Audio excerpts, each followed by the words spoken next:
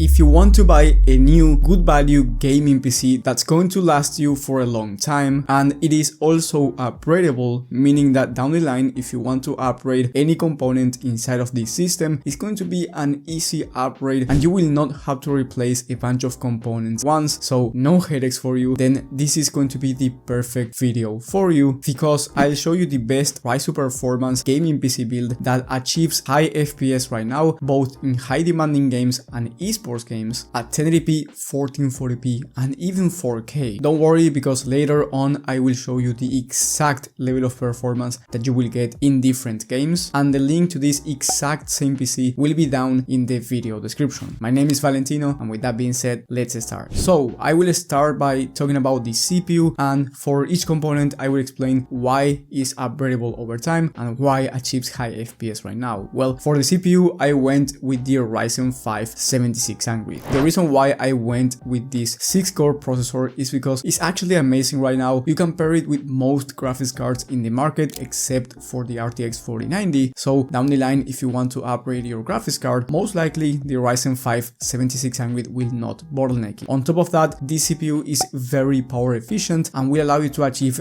very high frame rates right now, and I'm talking about high FPS in CPU demanding games like Fortnite, Valorant, CS2, Rainbow and those type of games. And as I said before, I will show you the exact level of performance later on this video, but let me tell you, with this CPU you can buy a high refresh rate monitor and take full advantage of it. And because you are on the AM5 platform, you get nice features like DDR5, fast memory and a very upgradable system long term, and I will explain why when I talk about the motherboard. But right now I want to talk about the CPU cooler, because this one is quite important for future CPU. Now the Ryzen 5 7600 is actually fine with the stock cooler, so if you want to save up some money you can stick to the stock cooler, it's free. However, I decided to go with the Thermalright Peerless Assassin ARGB. This one is an aftermarket CPU cooler with RGB lights that's going for just $37, and it is actually capable of cooling a Ryzen 7 7800X3D, which right now is the fastest CPU in the entire market when it comes to gaming. So by having this CPU you can actually upgrade to the fastest CPUs in the market and you will not need to replace your cooler, and that's why this one is a future-proof CPU cooler for those type of CPUs. Now if you want to upgrade to something like a Ryzen 9 7900X, which is a more beefy CPU, then you will have to upgrade your cooler, because those CPUs are more power hungry, but they are designed for content creation and productivity work. So if you are looking for mostly gaming, this CPU cooler is going to be amazing, and the Ryzen 5 7600 is very capable of content creation applications. So if you're a content creator yourself, for most people this CPU is going to be enough, and so is the cooler. Then the motherboard is quite important, and for that reason I went with a premium quality B650 Aorus Elite AX, because down the line and because you are on the AM5 platform you can upgrade to new CPUs from the AM5 platform, which means that let's say AMD comes with a new CPU in 3 years from now, you can upgrade to that CPU without having to replace your entire motherboard, and that's why this one is future-proof and upgradable over time. You also get plenty of features for gaming, you get Wi-Fi included, and you get more than one M.2 slot, which means that you can upgrade your storage down the line. Speaking of which, for this storage I went with a 1TB SSD, which is the standard for gaming nowadays. You can buy 2TB if you know that you will be using more than 1TB. However, I do recommend you buying 1TB, and down the line if you ever need more you can always upgrade. It is a very easy upgrade to make. You just spend about $50 more and you get another 1TB stick, and trust me, it is very easy to install. Then for the memory kit you get 32 gigs of DDR5 memory, 6000 MHz CL30 timings, which is a sweet spot for gaming right now, and I don't think you will need anything more than 32 gigs of RAM down the line for gaming. So this kit, trust me, is going to last you a long time, and 32 gigs of RAM is also great for streaming and content creation. Then for the graphics card, and the most important component when it comes to your gaming performance, we have the RX 7800 XT from AMD, and the reason why I went with this one is because in my opinion it is the best price to performance future-proof gaming graphics card, because it comes with 16 gigs of VRAM, which is ideal for 1440p right now and 1440p down the line, which is the main resolution for this GPU. But of course you can play at 1080p very high FPS, and 16 gigs of VRAM is also enough for 4K resolution in the most high demanding titles out there. Now let's talk about the gaming performance. At 1440p, which is the resolution that I recommend you because it's not as expensive as 4K, but it is much better than 1080p, and also the 7800 XT is a 1440p graphics card. Well, on a tech spot review, in very high demanding games like Cyberpunk 2077, Alan Wake 2, The Last of Us Part 1, so very high demanding games, on high to ultra settings, the 7800 XT was able to average around 100 FPS, which is a very high number considering the type of games that are being tested. Then, in this same exact test at 1080p, it was able to average over 130 FPS, so as you can see, very high frame rates for 1080p right now and also in the future. And if you want to play esports games which are easier to run, well, at 1080p on Rainbow, in a test from Gamer Nexus, the RX 7800 XT was able to average well over 400 FPS. Now, this was a test with the i7 12700K, which performs basically on par with the Ryzen 5 7600, so you can expect about the same level of performance. And then if you want to play games like Fortnite, Valorant or CS2, in those type of games you can expect well over 360 plus FPS at 1080p competitive settings and well over 300 FPS at 1440p competitive settings, so you can easily fit 240Hz 1440p monitor or a 360Hz 1080p one. As you can see, this system can basically do it all, and if you want to play at 4K resolution, then you can expect about 60 FPS on average when it comes to 4K Ultra in high demanding titles. However, if you are going to be playing the most high demanding games at 4K, I do recommend you turning on FSR quality, which is the upscaler from AMD, and in that case you can expect around 70 to 80 FPS on average when it comes to high demanding titles on high to ultra settings. So, but if you're going to be playing games like GTA 5, Red Dead Redemption 2, you actually do not need to turn on FSR, and you can tweak the settings and see what works best for you. But as you can see, the 7800 XT is capable of playing at 1080p, 1440p and 4K for just one GPU, and the best part is that the price is not that high for a GPU that can do it all. It's actually under $500, which is why I do think that this one is the best price to performance one. Then for the case, we have the Fractal Design Pop Air RGB. Now this one has 3 RGB pre-installed fans, a front mesh panel. In my opinion, is one of the best premium quality cases out there, has plenty of airflow, and it is very easy to install. Right now it's going on a nice discount for 69 USD, so I highly recommend you buying this PC right now if you're thinking about it, because some of these components are on a good discount. And last but not least, we have the power supply, and here I went with an A tier rated, meaning the best quality out there, power supply from NZXT, and it has 850 watts, which is going to be way more than enough for this build, but it's also going to be way more than enough for high-end PC builds out there. Let's say you want to buy the Ryzen 7 7800 X3D, which is the fastest CPU in the market, and you want to buy a graphics card like the RTX 4080 Super, which is one of the best graphics cards in the market for 4K resolution, and it requires more power than the 7800 XT. Well, this power supply with 850 watts is going to be enough for that build as well. So that's why I picked it. It's very future proof, and it is also fully modular, which means that you can change the cables on the power supply if you want to. And the total price for this system when I'm recording this video is under $1,200. Now remember that maybe when you're watching this the price might be different, so I do recommend you checking the links down below in the description for you to see the latest pricing and availability. Now if you have more money to spend, for about $250 more, you can get 2 terabytes of SSD for you to have more storage to download more games, and then you can upgrade to the RX 7900 XT graphics card, which is faster than the 7800 XT, and in those high demanding tests you can expect 75 plus FPS on average at 4K Ultra, native resolution by the way, no FSR on or any upscaler. So if you turn on FSR, you can expect about 100 plus FPS depending on the game and depending on the settings, and then you can achieve 130 plus FPS at 1440p Ultra and 170 plus FPS when it comes to 1080p resolution. However, if you will upgrade to the 7900 XT, I recommend you at least a 1440p monitor. As you can see, you get a nice upgrade, but of course it comes at a $250 premium, and with this graphics card you get 20 gigs of VRAM, which makes it even more future-proof for 4K resolution. On the other hand, if you have less money to spend and you want to save up some money, but you still want a future-proof system, I recommend you downgrading the motherboard to the ASRock B650M. Now this one has plenty of features for gaming. It is also ideal if you want to upgrade to the fastest CPU in the market in the 7800 X3D down the line, but it doesn't include Wi-Fi and it doesn't have plenty of features like the Gigabyte Aorus Elite AX. Now this one is a micro ATX motherboard, and for that reason I went with the same case, but this time the micro ATX version, which comes at the same price in the Fractal Design Pop Mini Air instead of the Pop Air. And if you make this downgrade, the price will be around $1,144, which is about $50 cheaper than the main PC. So So you get basically the same level of performance, but you get a